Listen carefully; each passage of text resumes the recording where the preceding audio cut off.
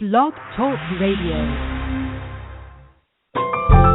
Welcome to Last First Date Radio, featuring interviews with experts in dating, relating, and mating in midlife. And now, here's your host, Sandy Weiner. Hello, everybody. So happy you're here today. I am Sandy Weiner, and I am the Chief Love Officer of Last First Date.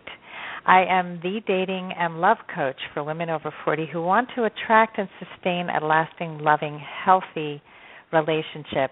We have a fabulous show coming up for you today. I'm going to be speaking with Annie Gleason about how to understand men and revolutionize your love life.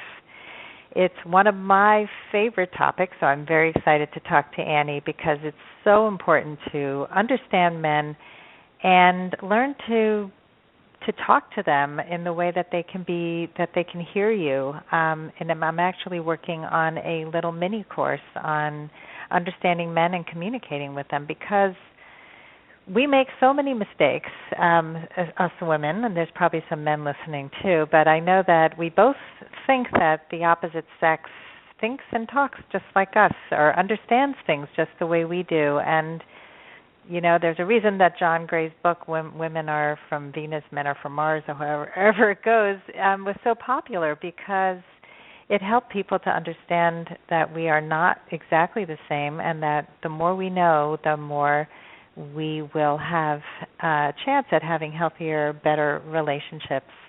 And I noticed that women and men both make many mistakes unknowingly in dating. And so what I've done is I have taken the top 3 mistakes that midlife daters make, and I have outlined what they are and how you can turn them around so you can find true love. And I would like to give you a copy of that free guide. It's yours free. It's my gift to you. And if you want a copy, all you have to do is go to lastfirstdate.com and sign up on my homepage because I want you to go on your last first date. Today's show is sponsored by Audible.com, a leading provider of spoken audio entertainment and information. You can listen to audiobooks whenever and wherever you like. You'll get a free book when you sign up for a 30-day free trial by going to audibletrial.com/lastfirstdate. That's audibletrial.com/last first date. Audible is a fantastic company, and I hope you take advantage of this great offer.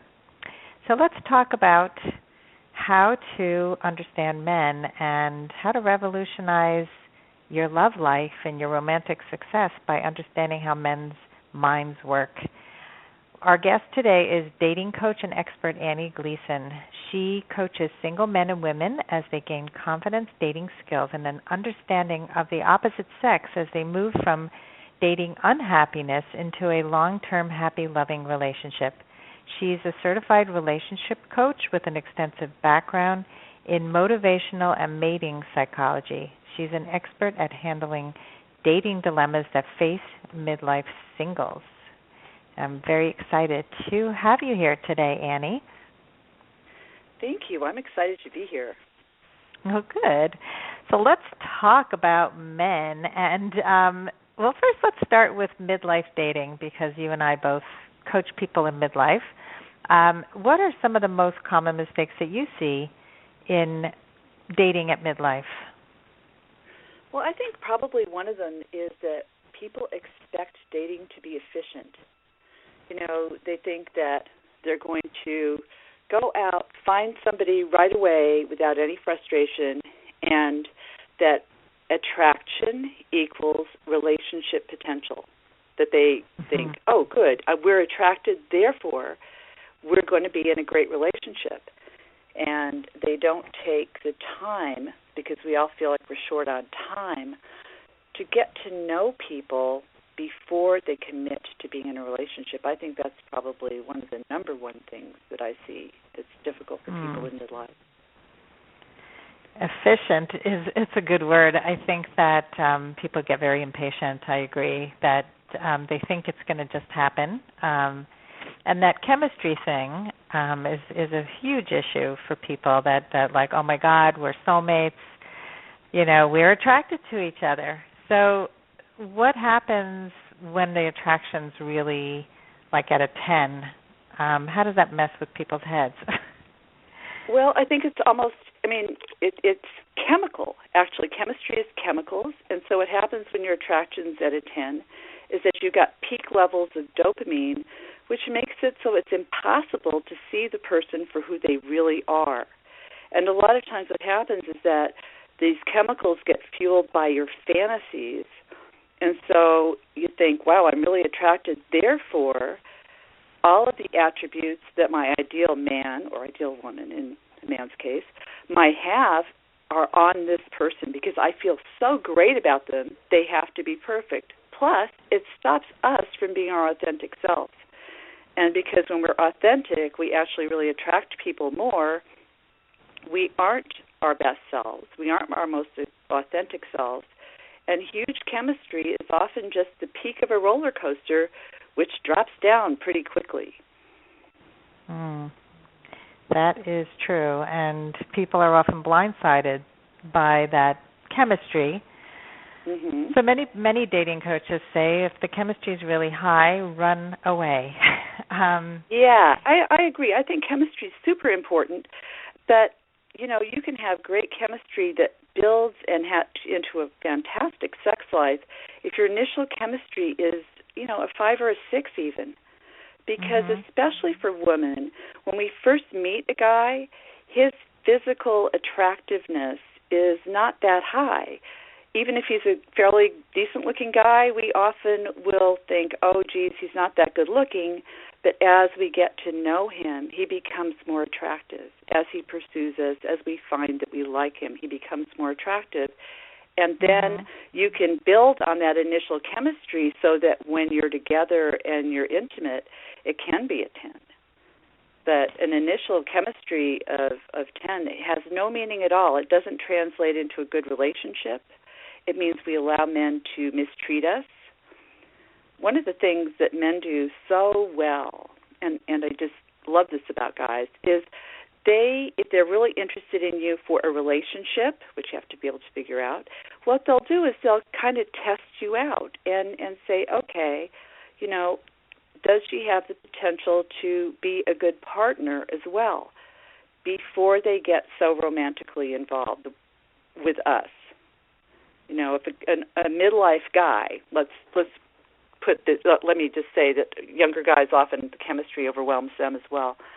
But for a midlife guy, a lot of times he's looking for that practical side to see whether or not she's going to be a good partner. They'll date us for a while and watch for deal breakers by seeing how we deal with the different situations that come up. And for them, mutual support in life, purpose, in whatever their purpose is in life, is as significant as romance is for them. Whereas we can get blindsided by romance. Yeah, guilty as charged. Yeah. I spent so much of my younger years completely losing myself. And in fact, to the point where my last relationship before I met my husband was one of those relationships where I was so attracted, I had totally lost myself, and I was so hurt that I ended up marrying safe without the important elements, but knowing that somebody absolutely was crazy about me, that my needs weren't as important. I didn't even know what they were at the time. And I felt it was safer to be with somebody where the attraction was low. And unfortunately, the other elements really weren't there either. Some of them were, obviously. I wouldn't have married somebody without anything, without any compatibility. But the important elements were missing. And so the attraction has to be there to some degree, but you definitely can build on a lower level of attraction if the basic elements of a relationship are there. Yeah, absolutely. And I think one of the things that problems with attraction is a lot of times women will sleep with a guy, if you're super attracted to him, it's almost impossible not to, before we find out that it's clear that he's on the same path as we are. If you want a committed long-term relationship and you sleep with somebody and he's seeing you here and there and you think, oh, geez, I'm scaring him away. Guess what? If he really cares for you, you can't scare him. That's the truth. Yeah. But women don't wait until he says, I want to be exclusive and I want to have a long-term relationship with you, and this is how we're moving forward, and it's been a couple of months. That's a good time to sleep with somebody. And I don't have a time frame I don't tell my clients, oh, geez, you should sleep with him on X date or after X amount of time. I say, look back on your previous relationships and figure out when you fell for somebody so much that you just had to be in a relationship with him. And when you know what that point is, when you're physically involved, for some women it's just French kissing and you're in love. With some women it's further and further, and most women, once you've had sex with a man, you are connected to him and he's not necessarily connected to you. So it's really important to wait until you know where he's coming from. And men are interesting about sex, because a lot of times what will happen is a guy will say the same things to you if he's only sexually attracted and that's all he wants, or if he's emotionally, spiritually, and physically attracted in the search of a long-term relationship. And so it's hard for us initially to tell the difference between the man who really wants to be with us or a guy who's only sexually interested. So that's the reason why you really want to take time, because if a guy's only sexually interested and you haven't slept with him by 3 or 4 dates, he will leave and he'll just let you know that he's not there for you, which is perfect. I mean, what a great message to have. Hey, guess what? I only wanted sex. Right. Yeah. Yeah, and so there is that belief that men come to relationships very differently than women do, and they say that attraction is so important. And to men, women often will look for good character and not be as hung up on looks as men. Men, they're very quick to say yes, no. I want to be with her. Long term, I consider her somebody of value, but they will sleep with somebody that they don't think has long-term potential. And I've had clients who don't listen to me and think that it's okay to just sleep with whoever, whenever, and they think they're being casual, and they're not, because the next day the dopamine, all the oxytocin, everything gets released. And they start having expectations, whether they think they would or not. It's pretty hard to avoid that, don't you think? Oh, absolutely.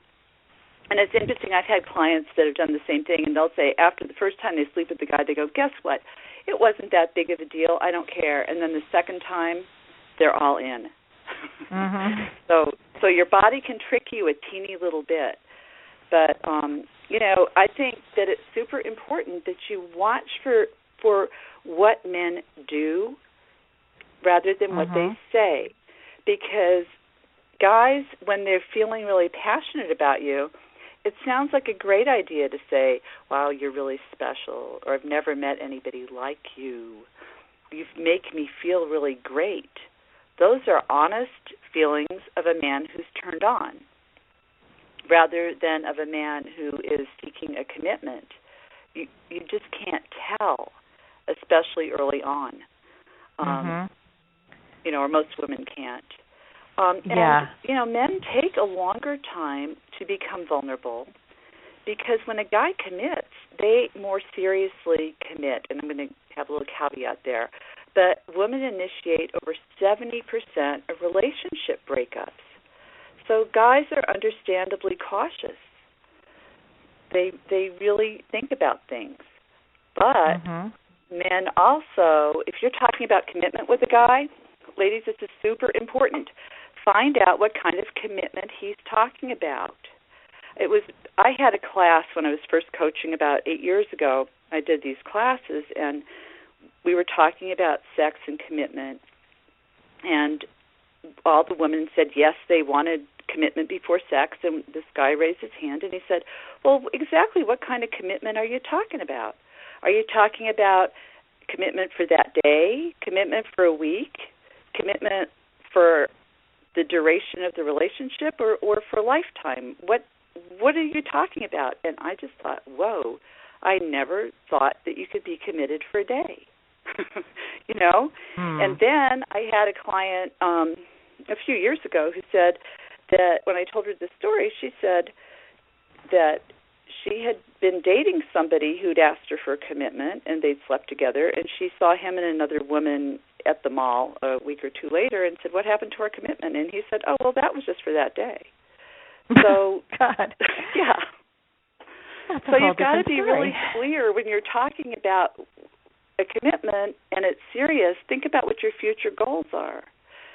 Because just like you wouldn't buy the first car you drove without test driving other ones, you want to do the same thing with dating. You want to be really clear on how things are working and what your visions of a possible future look like. Before you start that's a getting... really good point. Yeah. Because guys know how to treat you. Right, and if you're with a player, then he's going to say all the right things. And even if you're not with a player, some guys, like you're saying, in the heat of the moment will say lovely things, but they're not saying, I'm committing to you. And so many women will hold on to the idea of the possibility that he might be her boyfriend without ever checking anything out, without ever stating what she needs and wants. And they're afraid of the answer. And like you said, if he's not pursuing you, then he's not interested. I mean, the answer is pretty clear, but women can delude themselves for a long time. I mean, I've seen women do it for years. Right. Well, it's fantasy versus reality. It's how you hope he would be versus how he actually is.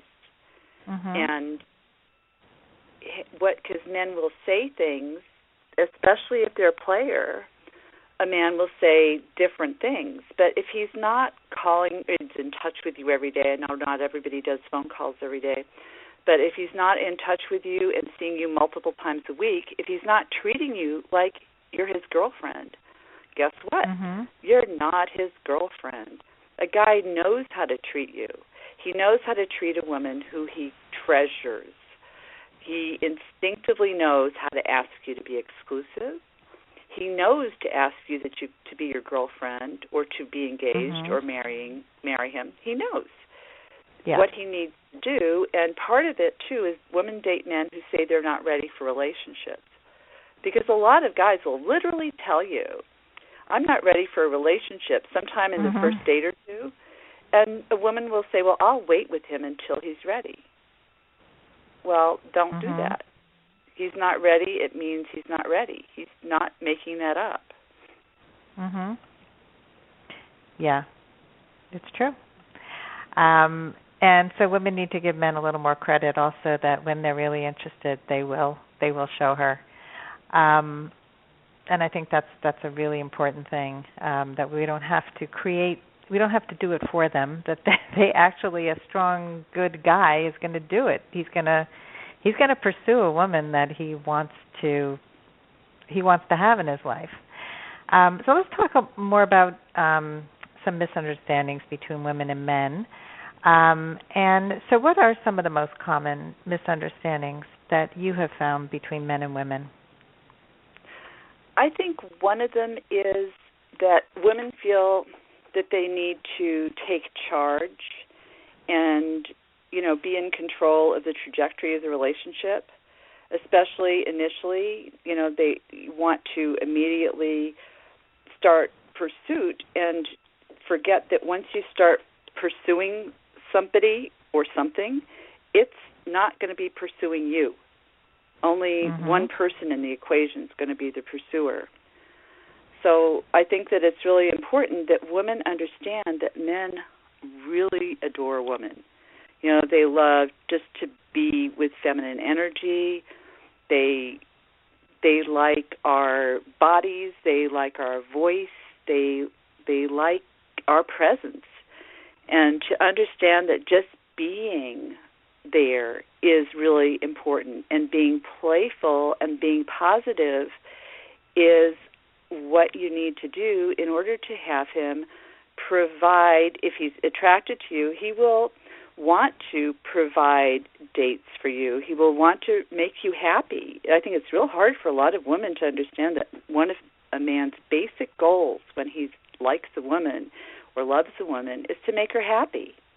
Mm-hmm. And that just provides him an immense amount of satisfaction.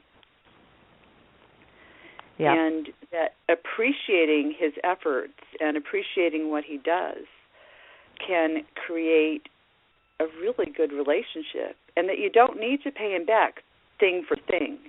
You know, when women compliment each other, it's often like, "Oh, Sandy, I really love your necklace," and then you would say, Mm-hmm. "Oh, Annie, I really like your earrings," or whatever. We go equal for equal. But for a man, he gets a lot of satisfaction out of providing things for us. Of course, he gets to decide what those are, but you know, he'll provide dates for us. He'll provide planning. Men love to plan, but you have to give them permission to plan and say, "Wow, I really love it. You planned for me. If you planned this date," and he may say, "Well, what sort of things do you like to do?" And you can give him a few choices, and then he can take it from there. So I think that's one of the real common misunderstandings. And then another I so agree. Yeah. I just want to say something about that planning thing, because this is such a big issue with women over 40, over 50. They have been so independent that they think they have to plan everything for everybody, and they emasculate men all the time without even realizing it. So, you know, don't take away his ability to plan. Appreciate him for it. Give him some feedback. Don't think he's a wuss because he's asking you what you like. It's because he wants to please you. He wants to make you happy, you know. So I think that's a huge misunderstanding. Right, and what's really amazing is men come up with the best dates when you tell them to plan it. You know, just say, you know, if you keep it in these parameters, I'll be happy with whatever you choose. They can get really imaginative and innovative and romantic. Mm-hmm. And you're so much better off just allowing them to provide a great date, because men are goal-oriented. And so if you say, "I'd like you to plan," he'll say to himself, "Okay, how can I make her the happiest I can possibly make her? And, you know, what little details can I provide?" And you can go on some really amazing dates if you just relax and not be invested in that the date has to go a certain way. Yeah, absolutely. All right, so let's have some more misunderstandings. I think one thing is that one of the misunderstandings is how men and women communicate, because we communicate really by talking. And for us, talking a lot and having long conversations means that we're really connecting. And guys connect by doing things together. Guys have been best friends with men that they don't know very much about their personal details, but that is the fact that you're doing things together makes a big difference. So a lot of it's about fun and about energy. And what happens on dates is that we've trained men to ask us about, well, so what happened in your last relationship? All these personal kinds of questions.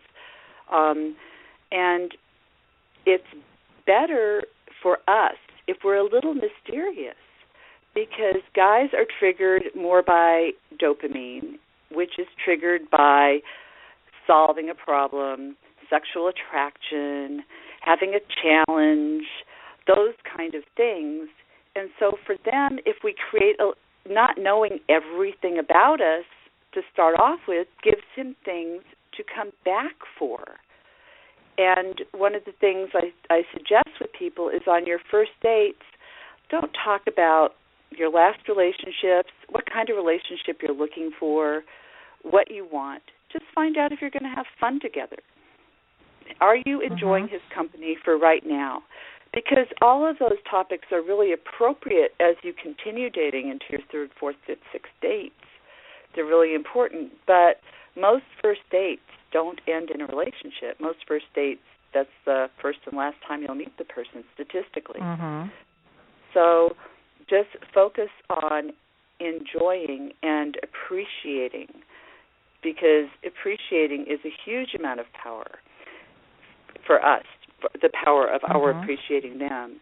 And when you go on a first date, you can appreciate his planning, the place he chose, the fact that he's going to most likely pay for you, the fact that he came out to wherever you've agreed to meet.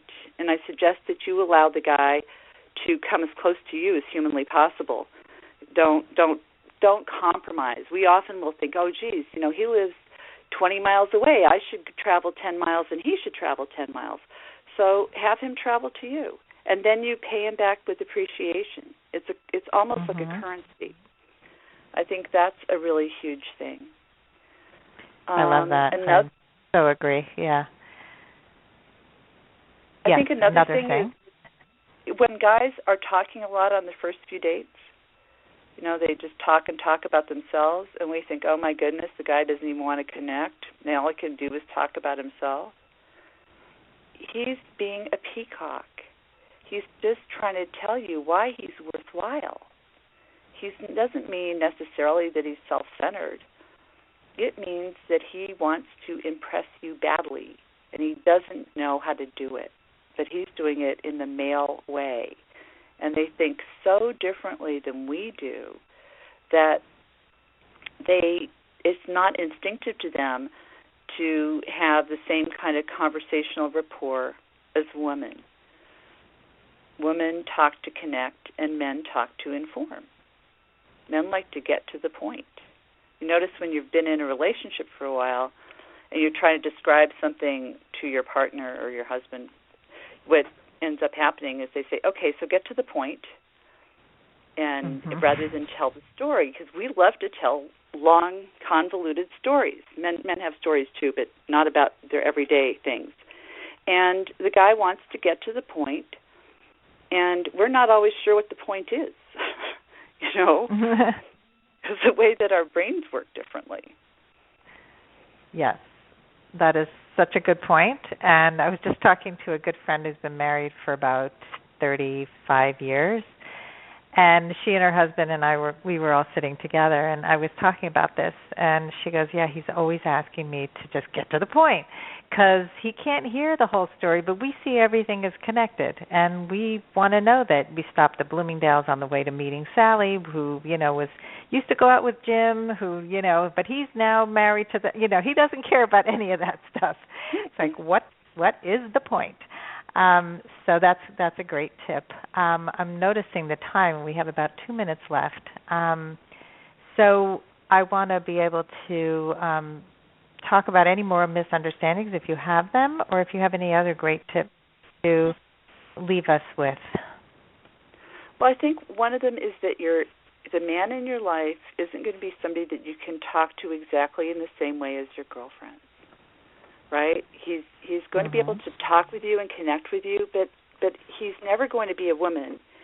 And one of the things that we often do with guys is we talk so much that he feels that he doesn't have a chance, and that he's being he's never going to connect, as you pointed out with your Bloomingdale's example.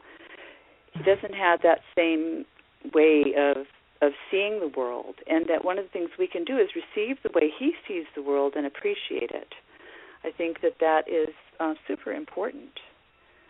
So, I love that. And I think, ladies, when you're dating at first, really revealing too much early on is just never a good idea. It's really important to just go out and meet people and not commit to someone unless they want to and share the same vision of a future. And continue meeting and dating other people until then. Very, very good advice. Annie Gleason. I really appreciate all of what you've shared today, and the word appreciate came up so many times, and I think women, if you take away nothing else, appreciate the men in your life and don't expect them to be women.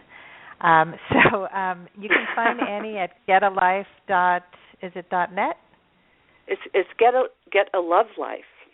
A love life, sorry. Get a life and a love life. Getalovelife.net. And thank you again for being my guest today. This was a really very informative show. Thank you so much, Sandy. I really appreciate the opportunity to talk with you and your audience. Thank you. So thank you so much. Thank you. And thank you, everyone, for listening today. And I hope that you go on your last first date very soon. Have a great day.